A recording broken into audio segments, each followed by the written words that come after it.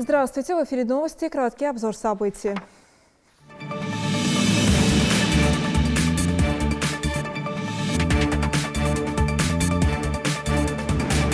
Заседание оперативного штаба Ингушетии по предупреждению завоза и распространения инфекции коронавируса состоялось в Магасе.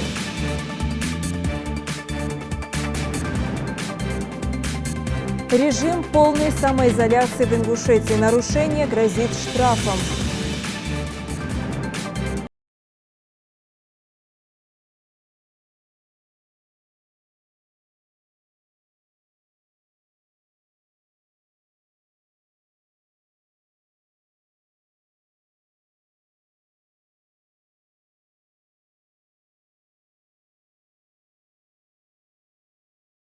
По последним данным оперативного штаба по борьбе с коронавирусом в России число заболевших увеличилось на 5000 человек. В 73 регионах зарегистрировано 2337 случаев. В числе поправившихся еще 55 человек, а вот смертей 8. Таким образом, в России уже 15 человек погибли от коронавируса. А вот о ситуации в регионе рассказала заместитель руководителя управления Роспотребнадзора Майя Цалоева. Всего под наблюдением у нас с нарастающей с момента регистрации в Российской Федерации случаев новой коронавирусной инфекции зарегистрировано у нас под наблюдением было 508 человек. Из них 292 уже по истечении 14 дней или за отсутствие какой-либо симптоматики снято с учета 292 человека. На сегодняшний день под наблюдением находится 216 человек. Вообще проведено всего 303 исследования. Один результат у нас дал положительный тест. Но мы говорить сегодня о том, что у нас в республике есть случаи заболевания новой коронавирусной инфекцией, пока не можем это говорить, потому что этот анализ должен подтвердить противочумный Московский институт. Анализы отправлены, мы ждем результата. Под наблюдением контактные находятся все под наблюдением. У них взяты анализы. Сегодня ФБУ с Центра гигиены дает уже некоторым отрицательные результаты, некоторые до сих пор в работе. Пока случаев коронавирусной инфекции в республике не зарегистрировано. По данным оперативного штаба Ингушетии, в регионе зафиксирован первый случай подозрения на заражение COVID-19. Региональными тестами выявлена положительная реакция. Пробы направлены на проверку в Москву. В течение 2 дней ожидаются точные результаты. Пациент помещен под надзор медиков. Ближайшие родственники также изолированы. Круг его контактов оперативно отработан для дальнейшей самоизоляции. Также на совещании обсудили поправки в Кодекс об административных нарушениях, одобренные ранее правительством России, которые предусматривают ужесточение ответственности за нарушение санитарно-эпидемиологического законодательства. Согласно новым данным, если гражданин нарушил режим карантина в условиях угрозы распространения заболевания, ему грозит штраф от 15 до 40 тысяч рублей. Если это должностное лицо, штраф составит от 50 до 150 тысяч. Если юридическое лицо, от 200 тысяч до 500 тысяч рублей. За соответствующее нарушение карантина, если оно при этом привело к причинению вреда здоровью человека или смерти, но не содержит признаков преступления, размер взыскания составит для граждан до 300 тысяч рублей, для должностных лиц до 500 тысяч рублей, юридических лиц до 1 000 000 рублей. Подобные меры были введены в связи с пандемией COVID-19. Глава Ингушетии Махмуд Али Калиматов отметил, что соблюдение мер на территории республики будет под строгим контролем. За нарушением предписаний открытия заведений, предприятий, торговых точек, магазинов, центров, салонов и прочих заведений, функционирование которых запрещено в данный период, предусмотрено наказание. Вы поймите, что не выполняя те требования, которые изложил и президент России, руководство республики, мы подвергнем опасности не только себя, но и других. Поэтому у меня только одно. Прислушайтесь. Исполняйте это. Кто не будет исполнять, с сегодняшнего дня применяйте все санкции, неважно, где, кто это нарушает. Особенно юридические лица. Слушайте, свадьбу еще сыграете, праздник еще будет, но сегодня отложите это. Отложите это, не вздумайте этого делать. Категорически. 1000 в странах погибают. умирают. Понимаете? Единственная возможность избежать этого только одно. Меньше контактировать. Что еще надо сделать, чтобы вы поняли, что нельзя выходить? Самая главная задача избежать массовости, это же было сказано, это прекратить ходить по улице. Кто-то, если надеется, что вот просто оно пройдет, не пройдет. И я только одно понимаю. Значит, жестко, твердо настаивать на том, чтобы нигде никто не собирался. Не для этого дали, чтобы ходили по улицам в свободные дни. Надо сидеть дома. Без нужды никуда не выходить. Сотрудники ГИБДД призывают население не нарушать режим самоизоляции. По дорогам ездит специальный патруль. Насколько многолюдно сегодня было в Назране, расскажет Зелимхан Калоев. Дорогие жители республики, на территории Ингушетии с 30 марта 2020 года до особого распоряжения введен режим самоизоляции для всех жителей, независимо от возраста. Карантинный патруль. Сотрудники ГИБДД призывают население не выходить из дома, а тем, кто вышел, настоятельно рекомендуют идти обратно, пользоваться медицинскими масками и мерами предосторожности. Медицинской помощи. Совершение поездок на работу.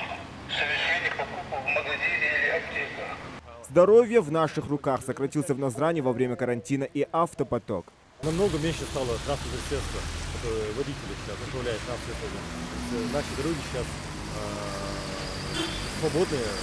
Сидим дома. Эти слова для многих людей стали привычными. Всю серьезность последствий еще не до конца все понимают. Зачастую автолюбители игнорируют не только правила профилактики, но и движения. Города сейчас будто встали на паузу. Людей намного меньше, но по сути и их здесь быть не должно. Незнание, скорее недооценка того, что может произойти. Все же в час пик можно наблюдать и увеличение транспорта. Остается только надеяться, что все они спешат в аптеку или за продуктами. А идти больше и некуда. Всех, кто не занят на работе, связанной с жизнеобеспечением и безопасностью, просили остаться дома еще за несколько дней. Это именно рекомендация, но от нее зависит, сможем ли мы остановить опасную болезнь. Правда, прислушиваются далеко не все. Маски не носят особенно пожилые люди, находящиеся в особой зоне риска.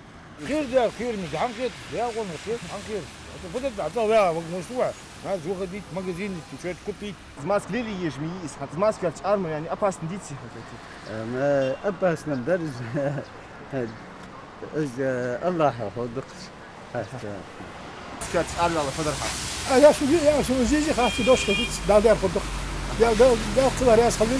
И таких мнений немало. Люди привыкли считать эти дни обычными выходными. Но вот что говорят по этому поводу богословы.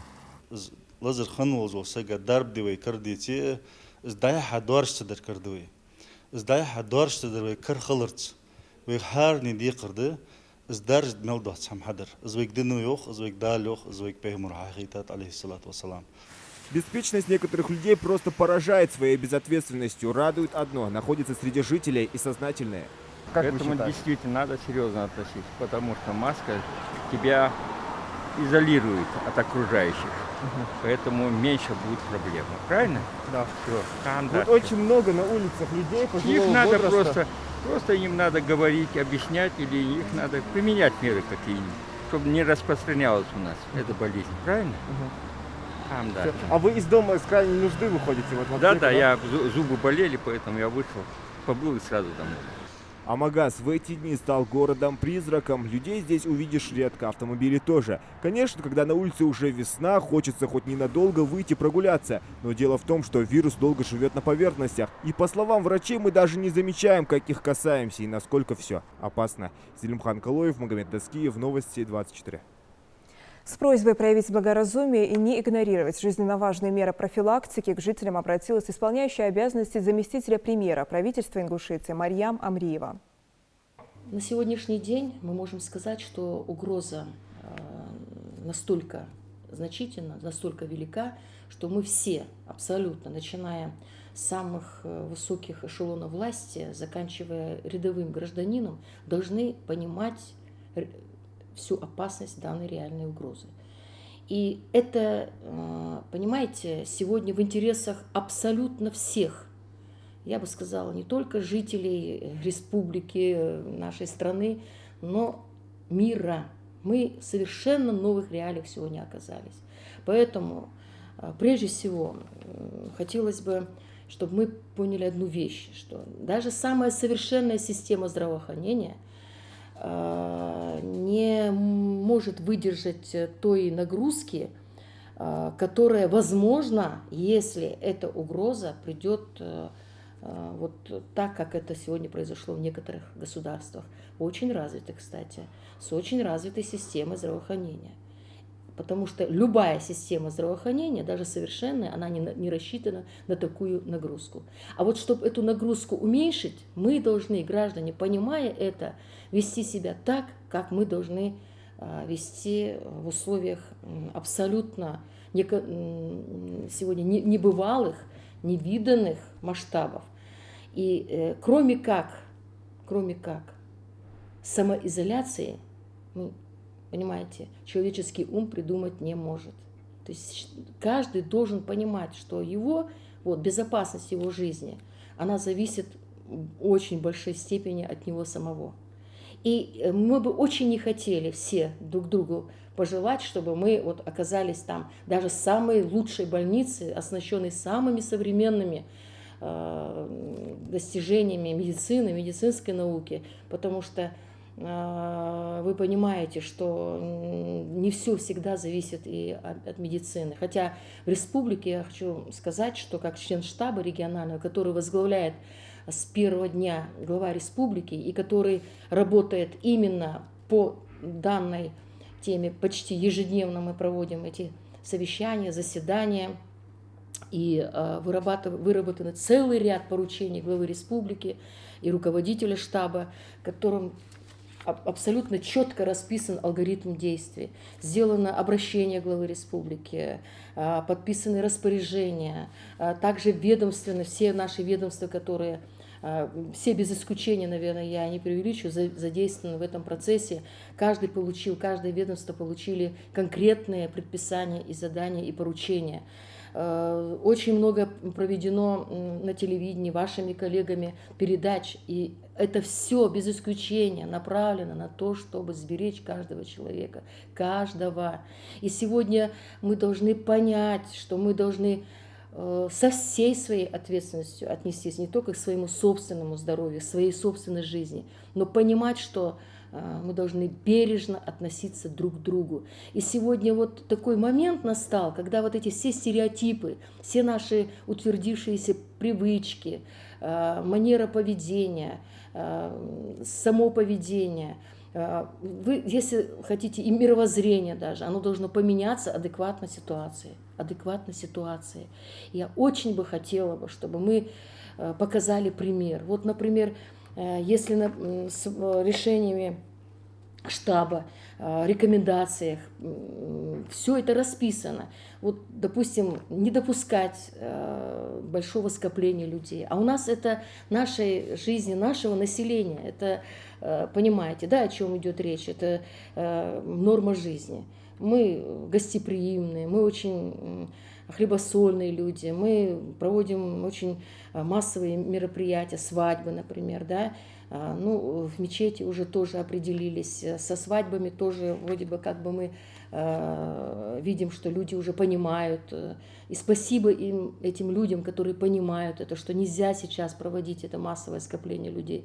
Но еще у нас есть моменты, когда мы, знаете, так корректно хотелось бы выразиться, если, допустим, несчастье, похороны.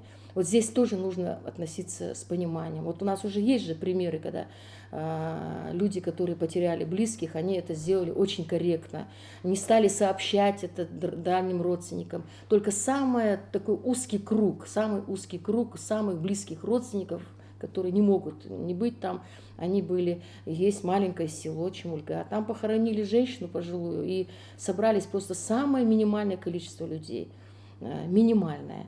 И людям было обращен призыв, чтобы пришли на похороны маски, не стесняться это, одевать маски, одевать перчатки. То есть мы защищаем не только свою жизнь, прежде всего мы защищаем жизнь тех, кто рядом с нами, потому что заражение, оно возможно. Мы можем носителем быть, не зная, сами об этом не подозревая. Потому что это такая ситуации, когда человек может заразиться воздушно-капельным путем просто мгновенно. Понимаете? И я думаю, что у нас народ всегда был сознательный. В трудные минуты мы всегда сплачивались. Вот сегодня мы должны сплотиться вот вокруг вот этого вот идеи, сберечь каждого, беречь друг друга. Мы должны беспрецедентное вот отношение друг к другу продемонстрировать. И я думаю, что если вы прислушаетесь к тому, что говорит глава республики, если каждый из нас внимательно будет исполнять все предписания, которые написаны именно в интересах людей каждой жизни, то мы сможем устоять перед такой серьезной угрозой хотя бы с минимальными потерями. Духовенство Ингушетии приняло решение закрыть мечети для предстоящей коллективной пятничной молитвы в целях борьбы с распространением коронавируса. По остальным неделям решение будет принято позже.